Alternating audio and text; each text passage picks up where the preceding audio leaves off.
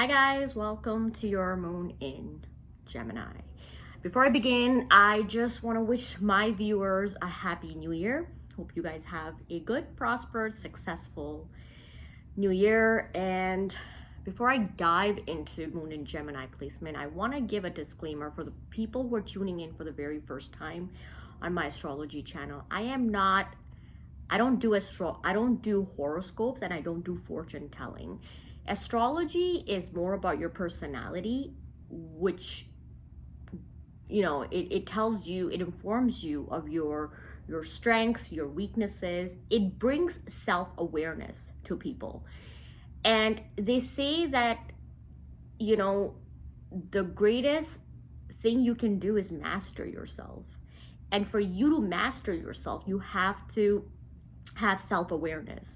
A lot of times people don't have self-awareness. It's very clear to see other people, but people don't clearly see themselves.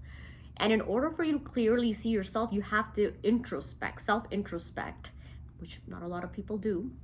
And astrology can help you with that. It can tell you, and I'm not talking about just your sun sign, I'm talking about, like, if you get your full natal chart done, you can find out your strengths, your weaknesses, so that you can master yourself before you try to master the world or other people. How many times do you hear people saying, I'm gonna go save that person? Yeah, okay, why don't you go save yourself first before you try to save other people? It's like blind leading the blind. So I highly recommend astrology because it will really give you insight into yourself so you can be the best version of yourself. And that is what I do on my channel. I tell people the strengths and weaknesses to their placements, and I don't do fortune telling, and I don't do horoscope. That's crazy bullshit. That is where, like, people who do tarot and horoscopes and fortune telling, they're like the fantasists. Those are the fantasists, folks, that just like to, I mean, there's no harm in it as long as it's being done for, just harmless fun and it's entertaining. But the moment people start to rely on it and start to make decisions on horoscopes and tarot card readings, that's when they're going in that crazy delusional zone. So I don't do that on my channel. If you're into that stuff, you may not, this is not your channel. This channel is for folks who want to learn about their placements so they can be the best version of themselves before they actually try to go save somebody else. Self-awareness, beautiful thing. Not a lot of people have it. It's a very rare fine trait. And I just recommend people to get into astrology for this aspect, just so you can learn yourself. You can learn yourself better, your strengths, your weaknesses. So let's dive right in to moon in Gemini. Moon placement is your strongest placement in your personal natal chart because it represents your emotions, and humans are emotional beings. We are all governed by our emotions. I don't care about the canards that people have spread that men are more logical and women are more emotional. That's not true. That is just not true. There are people out there that are realist, that are logical in their approach in life. For every logical male, there's a logical female. For every fantasist female, there's a fantasist male. Like, and let me tell you, when a realist meets a fantasist, they don't get along because they're too different. They're opposites. I just don't even see a realist marrying. I highly recommend that if you're a fantasist, you don't marry a realist, and vice versa. When that happens, that's a total fiasco. I don't think that should happen. And I don't even think that attraction should go past, like, it's not long-term attraction. But if you are moon in Gemini, you are a realist moon. And there are some aspects to it that can sort of make you go into the fantastical zone, but for the most part, this is a realist moon. Now, a lot of people who don't even know about astrology, or they just know sun sign astrology, right off the get-go, they frown. Like the one thing I always hear in astrology is, oh, I don't like Geminis. Gemini is not a bad placement. Gemini is a problematic placement in certain positions in your chart. But in Moon, it's not a problematic placement per se for others, depending on what it is that bothers you, what people are bothered by. But Gemini Moon is not a problematic placement, but it may be a problematic placement for people who possess Gemini Moon. Gemini Moons operate a lot like Virgos. I do not envy anyone who has Virgo in their personal natal chart. It's just very hard. And even people I'm friends with who have Virgo in their personal natal chart, like in their personal planets. When I say personal planets, I mean your sun, moon, Venus, Mars, Mercury. I think that they didn't luck out when people have Virgo or Gemini in these placements. The reason I say this is because Mercury, the planet of communication, the planet of thought, it rules Gemini and Virgo. And these people, as a result of that, are overthinkers. I think overthinkers just have it hard.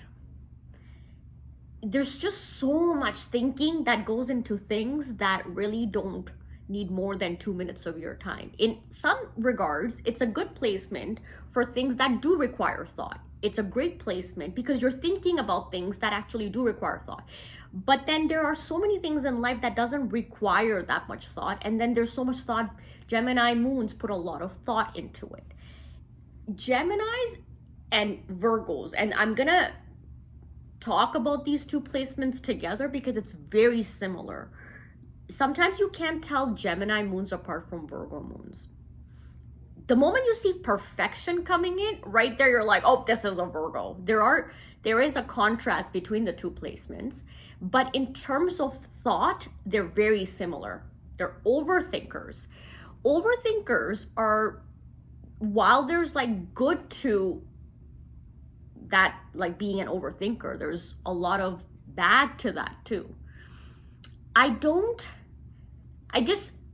sympathize with people who overthink a lot because they're so hard on themselves. And this is why I said I do not envy somebody who has Virgo or Gemini in their personal planets, because it makes them overthink everything.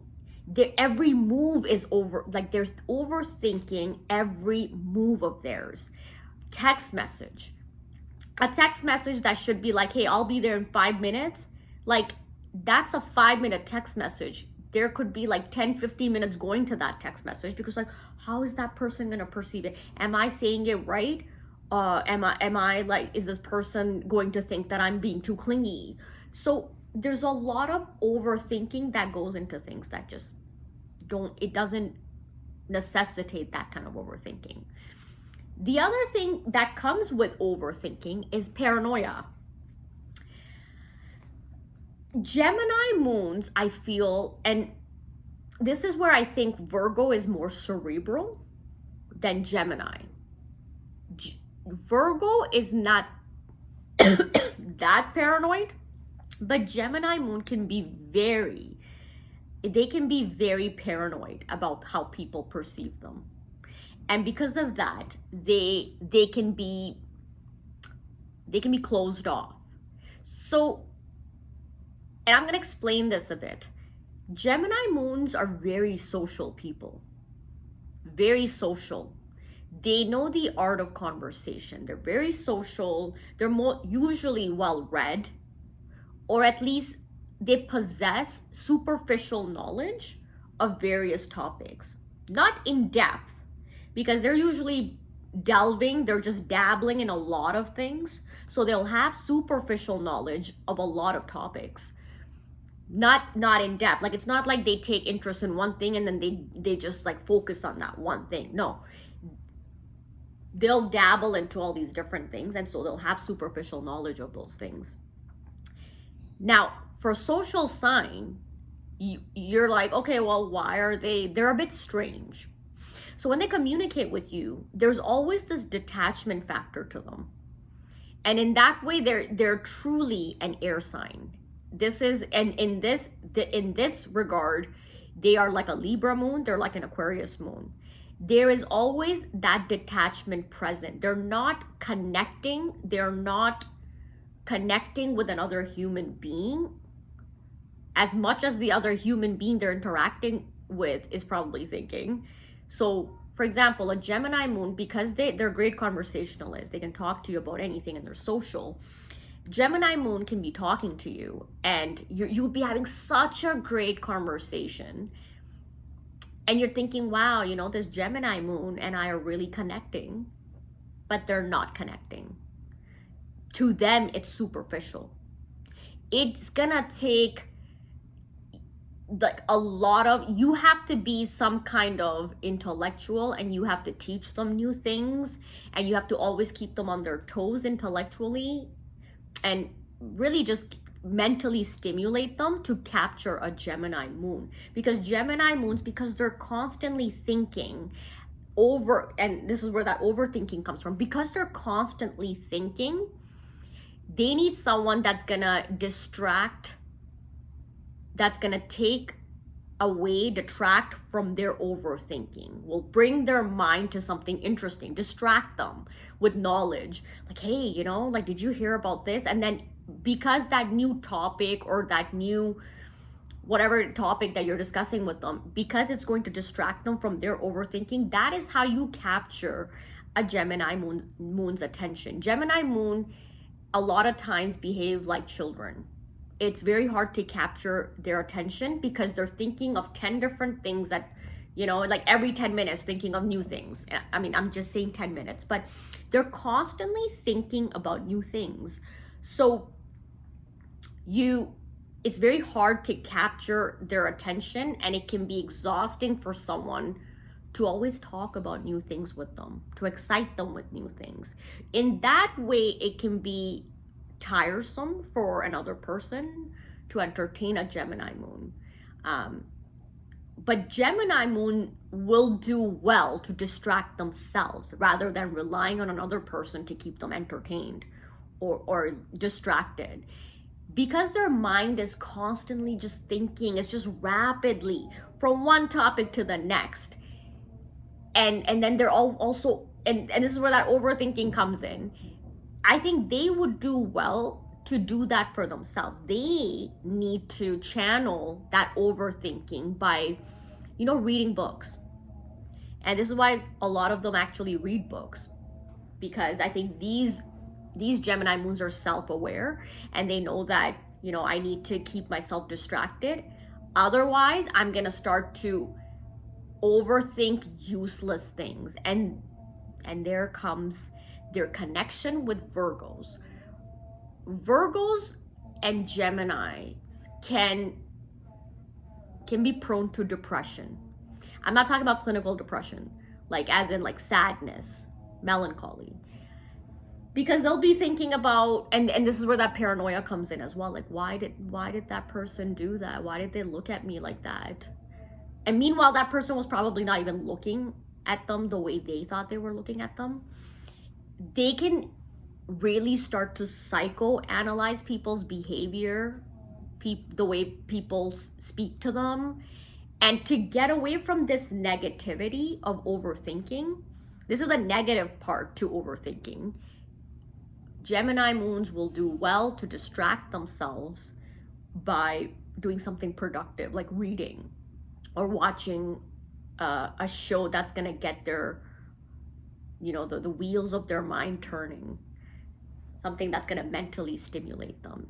I don't think Gemini moons should look to a partner to always, mentally excite them, because I don't think any partner out there, not even their compatibility in Aquarius or Libra, not even they would satiate that need for constant mental stimulation. You need to find that yourself, and you need to do that yourself by finding other outlets to channel that overthinking, so that you're not going into that negative overthinking of psychoanalyzing why people said the things that what they said to you, or how they looked at you. And this is a similar thing that they have with Virgos. That's psychoanalysis of other people and themselves, and that leads them to the negativity. So this is why I said I don't envy anyone who has Virgo or Gemini in their personal planets. It just makes you sad. It also makes you cautious. And I just feel like that's not a way to live. Life is too short to be psychoanalyzing things that don't deserve more than 2 minutes of your time. And I see this. I've had a lot of great conversations with Gemini Moon people, women and men, great conversationalist. But unfortunately, it's very hard when you have Virgo or Gemini Moon, it's very hard having Virgo in these personal planets, because you're so hard on yourself. You're not only psychoanalyzing other people, you're also psychoanalyzing yourself. Did I conduct myself properly? Did I say the right thing? Oh, I'm such a motor mouth. I said that and I shouldn't have said that. So there's,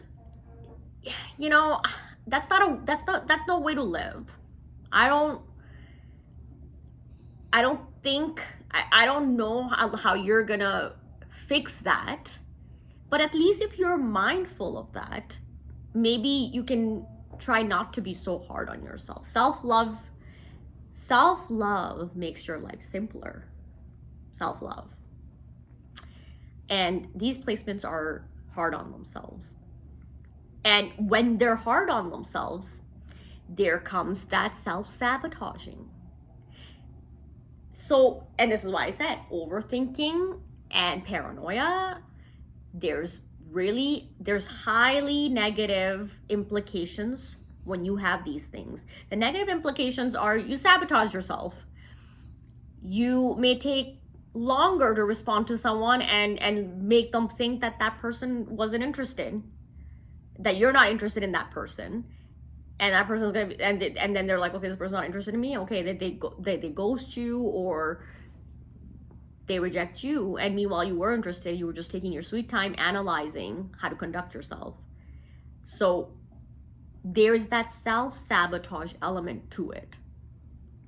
The good thing about Gemini moons is that they're very entertaining folks. Funny, charming, like a typical air moon, charming. Typical air moon, charming conversationalist. But there's that overthinking of Mercury, which I think that really takes away from Gemini moons. Now, Gemini moons can also be prone to, I don't want to say infidelity. I'm not saying, because infidelity has nothing to do with astrology. Certain signs are more prone to stray in a relationship because they get bored easily. And it will certainly happen if you don't find a way to fix your boredom. Other people are not there they're not there to entertain you. And the moment they're not entertaining you, so then somehow it's a green signal to cheat on them. Certain Gemini moons have that risk. This sign is constantly seeking excitement, mental stimulation. And so they run the risk of being bored. They're like Sagittarius in that way. Sagittarius is another sign that, if you have a lot of Sagittarius, is they're also prone to infidelity. Because again, if you don't channel these aspects of your personality, you can go astray because you haven't found a positive outlet to channel that that particular personality trait.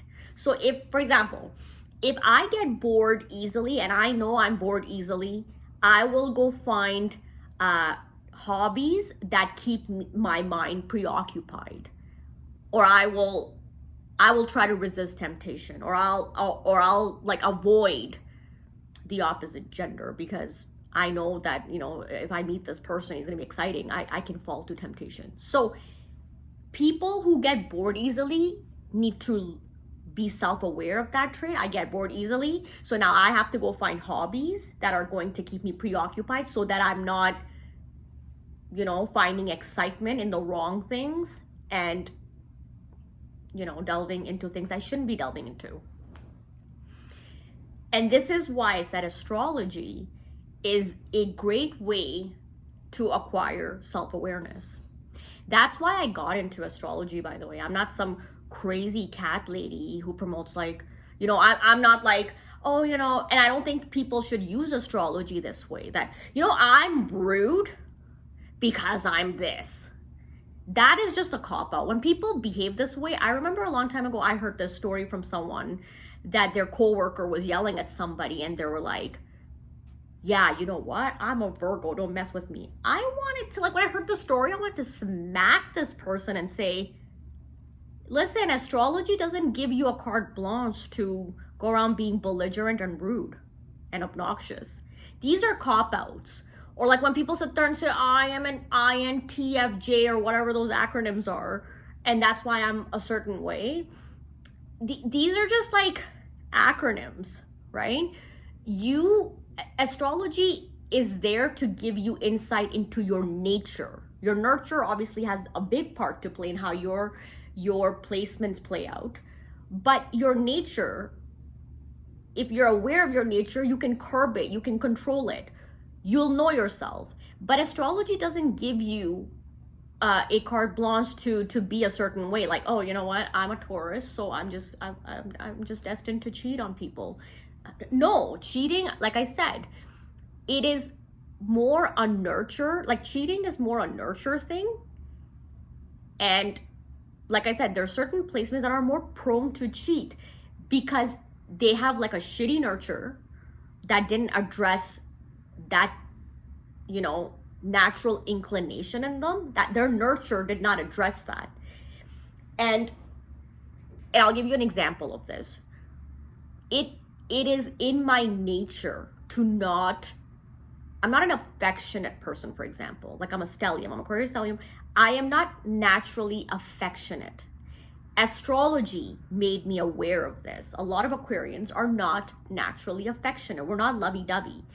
But when I got into astrology and I became aware of, okay, wow, you know, I come across as super cold to other people. And by the way, somebody did call me Ice Queen. So, you know, when I became aware of this and I'm like, oh, this is how I come across to other people, I fixed that.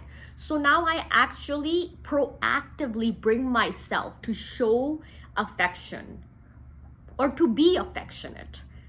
I proactively do that. It is not in my nature to do this. Like, if somebody said to me, like, just be yourself, I wouldn't be doing it. I wouldn't be doing it. But I proactively do it because I understand that people need affection. Certain people do need affection. And then so I bring myself, I conduct myself in an affectionate manner for those people. I am effusive for those people. And you have to mold yourself, or you have to, you know, with different personalities, you have to, you know, cater to them in that way. That's just how the world works. And so same thing with like signs that are prone to boredom. These signs have to find a way to channel that. Like, you know, it's in my nature to get bored. I'm not like that, but I'm saying if there are placements like Sagittarius, Gemini, that are prone to getting bored, so then find a hobby. But don't use astrology as a cop-out, a poor excuse that, oh, you know what, I'm a Gemini, I get bored easily, so you know what, I'm just destined to cheat. No. So astrology is there to learn these negatives to your personalities, or these aspects to your personality, so you can address them, you can channel them, so that they're not leading you towards doing the bad, like a bad action with that nature. So you're not an animal. You reason. You're above an animal. And the reason you're above an animal, because you can think, you have thought. So you reason and you say, okay, you know what, like it's like you just need to self-introspect and say, you know what, why am I feeling this way? Or why am I doing this? And once you figure that out, then find the appropriate remedy for it. So all is to say, astrology, guys, learn your personal planets, your personal positions in your personal planet, and then find out what the strengths of those placements are, what the weaknesses are, how they mesh together with your other placements. It will do you well. It did me really well, by the way, because now when I get close to someone, I do their chart, and right there, I just know their inner workings, how they are. And I have impressed people with my chart reading skills. And I actually do make people realize that it's not so cliched. Like, my chart is not gonna apply to somebody else's chart. And even let's say I met another Aquarius stellium, that person will be different from me because their nurture will be different. Because nurture has a big effect on how your nature plays out. Kind of like this, right? You know, when you take a cat, like, have you ever seen the difference between a stray cat and a domesticated cat? I have. I've seen stray cats. They're on the streets all the time. They're in their instinct. They recognize their natural instinct. Cats that have been domesticated, you've like stripped them of their natural instinct. You give them food, you do everything for them. They're like spoiled. So this is exactly how nurture is.